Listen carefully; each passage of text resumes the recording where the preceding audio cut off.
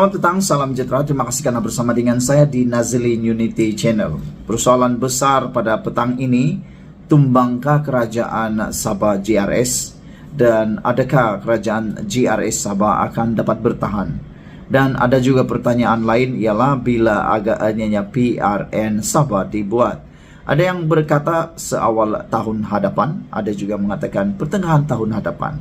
Ini semua berpunca daripada berita-berita politik yang makin panas di Sabah, khususnya berkaitan dengan pembentukan kerjasama sebelum pilihan raya negeri akan datang. Yang kita tahu, semakin hampir pilihan raya, semakin banyak ahli-ahli politik ini yang mula menjalin kerjasama. Kerana dalam politik moden pada waktu ini, khususnya pilihan raya, sudah tidak relevan lagi untuk bergerak sendirian. Biasanya mereka perlu bekerja sama untuk mencapai satu matlamat. Yang menggemparkan di Sabah ialah apabila dikatakan oleh sumber, berpunca daripada sumber, mengatakan dipetik dari FMT, kerjasama UMNO warisan hampir pasti. Itu yang disahkan oleh sumber yang dipetik daripada FMT. Sumber berkata UMNO Sabah sedia guna autonomi untuk menentukan rakan kerjasama dari berdepan GRS diketuai Haji G. Noor. Saudara-saudara sekalian, kerjasama UMNO dan warisan pada PRN Sabah dipercayai hampir pasti. Di sebalik kenyataan, timbalan Ketua UMNO Sabah Rahman Dahlan mendakwa belum ada keputusan rasmi. Bercakap kepada FMT, seorang pemimpin UMNO Sabah yang enggan dikenali menegaskan, rundingan telah dibuat dengan semua parti termasuk Parti Gagasan Rakyat Sabah PGRS diketuai Haji G. Noor. Jelasnya, rundingan itu selaras dengan keputusan sesi pemukiman UMNO Sabah dan pusat untuk mengadakan perbincangan awal dengan semua parti. Namun katanya, hanya warisan setakat ini yang bersetuju dengan permintaan UMNO berkait kerjasama pada PRN yang dijangka pada tahun depan, lebih awal berbanding tanggal Jun 2025.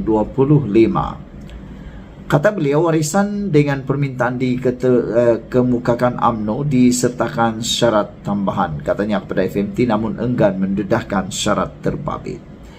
Boleh jadi UMNO dan warisan akan bergabung sebagai blok pembangkang.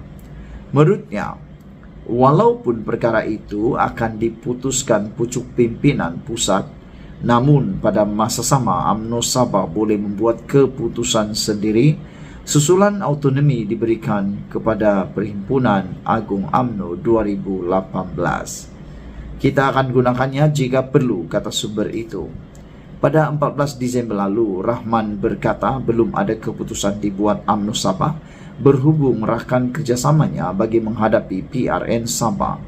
Kenyataan itu susulan pengumuman dibuat Presiden Warisan Safi Abdal bahawa parti pimpinannya akan bekerjasama dengan UMNO pada PRN Sabah sambil menjelaskan persetujuan itu diberikan ketuanya Bung Mukhtar Radin. Kerjasama itu menyaksikan mereka bakal berdepan Gabungan Rakyat Sabah GRS yang menjadi rakan dalam kerajaan perpaduan di Putrajaya. Tempoh Dewan Undangan Negeri Sabah akan tamat pada Oktober 2025, namun Haji G memberi bayangan PRN mungkin diawalkan pada tahun depan. UMNO dan Warisan Sabah dilaporkan bekerjasama dalam episod Langkah Kinabalu awal tahun ini dalam cubaan menjatuhkan kerajaan Haji G yang bukan sahaja gagal, namun menyebabkan Bung Mukhtar dipecat sebagai timbalan Ketua Menteri Sabah. Selain beberapa ahli Dewan Undangan Negeri UMNO dan semua wakil rakyat GRS, Haji G turut disokong Pakatan Harapan PH. Saudara-saudara sekalian, terima kasih kerana telah menonton channel ini. Terima kasih kerana telah mengklik subscribe. Malaysia kita punya, kita juga sama-sama cintai Malaysia. Kita jumpa lagi, bye-bye. Selamat petang, salam sejahtera. Terima kasih kerana bersama dengan saya di Nazilin Unity Channel. Dengan keputusan Rafizi Ramli ini, pasti ramai orang terkedu, ramai orang yang terkejut dan tak kurang juga akan jadi takut dan mungkin akan pengsan berjuta-juta kali. Wah, mana tidaknya Rafizi kata pengkhianat perlu dihukum. Akta anti Alibaba bakal diperkenalkan. Siapa yang dimaksudkan oleh Rafizi Ramli sebagai pengkhianat ini? Ya, saya setuju. Siapa-siapa pengkhianat perlu dihukum. Kerana kita tahu, pengkhianat itu bukanlah satu perbuatan yang baik. Pengkhianat bukanlah sesuatu yang kita setujui. Dan saudara-saudara sekalian, memang benarlah seperti yang Rafizi kata ini. Pengkhianat patut dihukum. Apapun yang dia lakukan, pengkhianat parti kah, pengkhianat negara kah, pengkhianat rakan kah, pengkhianat syarikat kah, atau apa-apalah, yang pentingnya dia pengkhianat pasti dihukum. Kalau tidak dihukum pun pada waktu ini, tak tahulah, itu pilihan Tuhan sendiri. Dan pastinya biasanya pengkhianat ini akan terima balasan. Kalau bukan hari ini esok, kalau bukan hari esok tulat. Nah, kalau bukan tulat lusa, akan datanglah. Dan yang pastinya sudah ada ramai orang menerima hukuman kerana mengkhianat. Banyak juga ahli-ahli politik yang telah pun mengkhianat dan telah kalah dalam pilihan raya. Antaranya yang digelar oleh beberapa orang dalam Parti Pakatan Harapan, Pakatan Harapan, digelar sebagai pengkhianat, antaranya Azmin Ali dan juga Zuraidah Kamarudin. Mereka telah pun dihukum oleh pengundi sendiri. Zuraidah kalah dalam PRU baru-baru ini, sehingga deposit ataupun pertaruhan pun kalah. Deposit pun kalah. Bahkan Azmin Ali pun kalah di Gombak. Dia hanya menang untuk adun. Itulah ceritanya untuk pengkhianat. Tapi apa cerita pula tentang keputusan yang diumumkan oleh Rafizi Ramli yang membuatkan lebih ramai orang takut ini? Apabila dia kata pengkhianat perlu dihukum, akta anti Alibaba bakal diperkenalkan. Apa cerita? Undang-undang anti Alibaba yang akan diperkenalkan tidak lama lagi membolehkan tindakan diambil terhadap rakyat tempatan yang menyewakan lesen perniagaan kepada pekerja asing, kata Rafizi Ramli. Yang ini pun pengkhianat. Ini lagi pengkhianat yang paling jahat. Paling jahatlah. Kenapa? Bayangkan dia menyewakan lesen perniagaan kepada pekerja asing. Bukankah itu sesuatu yang merugikan rakyat Malaysia? Bukankah itu sesuatu perkara yang seakan-akan hanya mengambil peluang? Bagi peluang kepada pekerja asing pula untuk menggunakan lesen perniagaan mereka semata-mata supaya warga asing itu boleh menjalankan perniagaan. Dan ini tentulah merugikan rakyat tempatan. Sampai bila perkara ini akan terus berlaku? Ini merugikan Bumi Putra dan rakyat tempatan. Menteri Ekonomi Rafizi Ramli berkata, situasi Alibaba yang didakwa semakin berleluasa itu berpunca akibat lambakan pekerja asing apabila negara terlalu bergantung kepada mereka, terutama bagi sektor 3D, kotor, bahaya dan sukar. Bila pekerja asing dah ramai, orang kita pula pergi sewakan dan bagi lesen dengan cara Alibaba untuk membuat mereka buat perniagaan, katanya di platform X.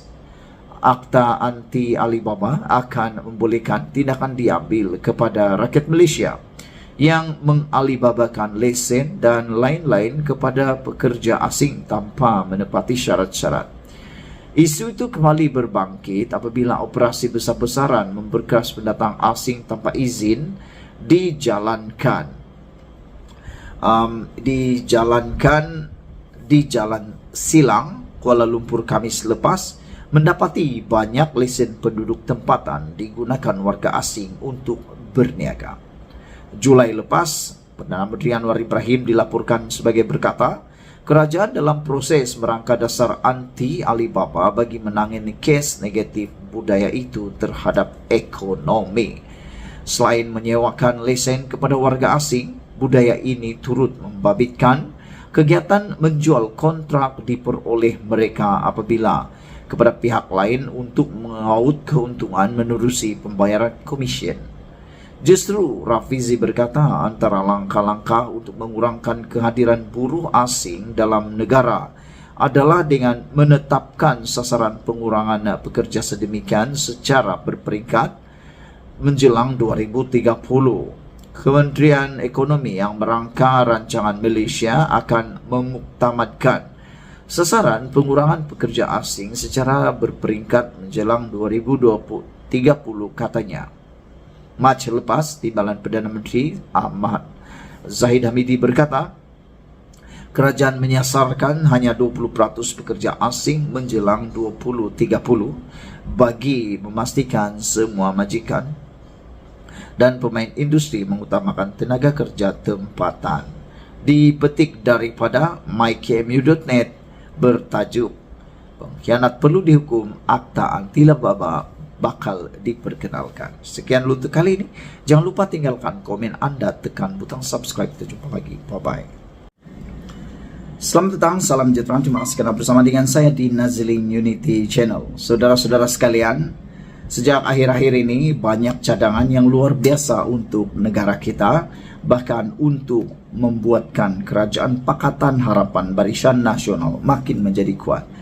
Dengan pengumuman yang kali ini, kalau benar ia dapat dibuat, maka pasti boleh dijangka bahawa kerajaan akan menjadi lebih kukuh dan peluang untuk pembangkang Perikatan Nasional merebut dan merampas menumbangkan kerajaan perpaduan makin tipis dan musnah sama sekali. Ini kerana satu cadangan dilontarkan oleh Khalid Samad bahawa cadangan untuk menubuhkan syarikat media PH.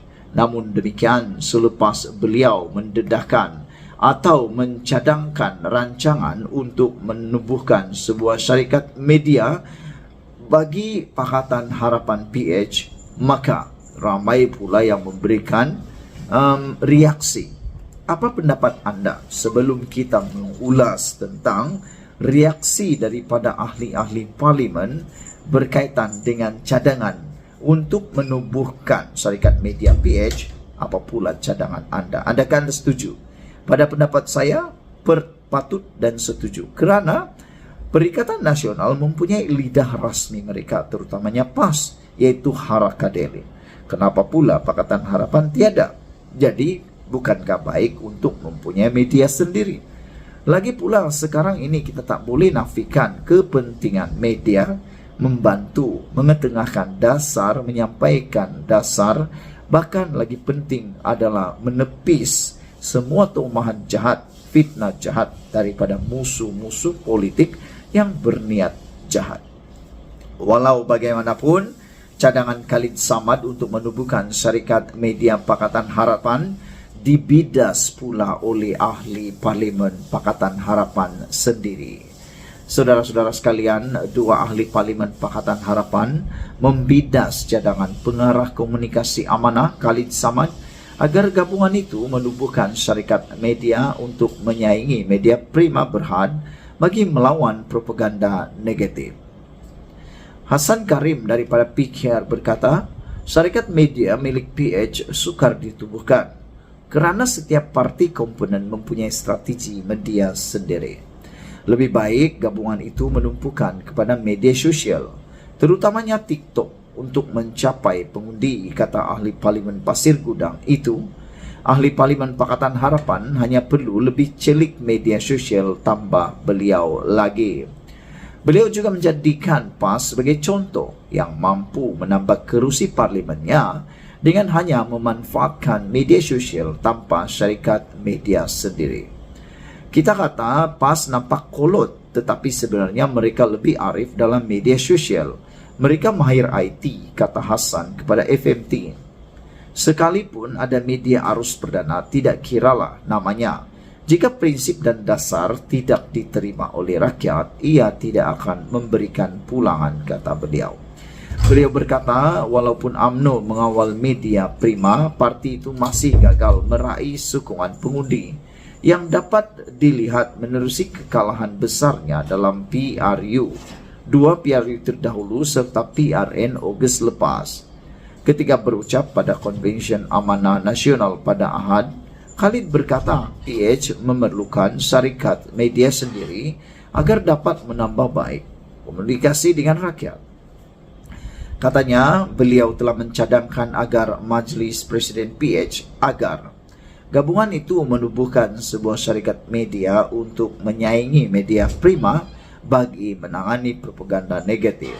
Sementara itu, Sarezan Johan daripada DAP berkata, walaupun idea Khalid boleh diterokai, tidak realistik untuk bersaing dengan syarikat seperti media prima kerana kandungannya bukan semata-mata tertumpu pada penyebaran mesej kepada masyarakat, tetapi juga termasuk hiburan. Tiada guna menubuhkan syarikat media untuk menyaingi media prima, tambah ahli Parlimen Bangi itu. Sahidan Sarezan yang juga anak kepada wartawan veteran dan bekas pengurusi media prima Johan Jafar berkata, berbanding menumpukan syarikat media, lebih baik bagi PH untuk menumpukan pada penghasilan kandungan media sosial di platform seperti TikTok dan Instagram. Saudara-saudara sekalian, apabila pendapat anda? Sekian dulu untuk kali ini. Jangan lupa tinggalkan komen anda, tekan butang subscribe. Kita jumpa lagi. Bye-bye.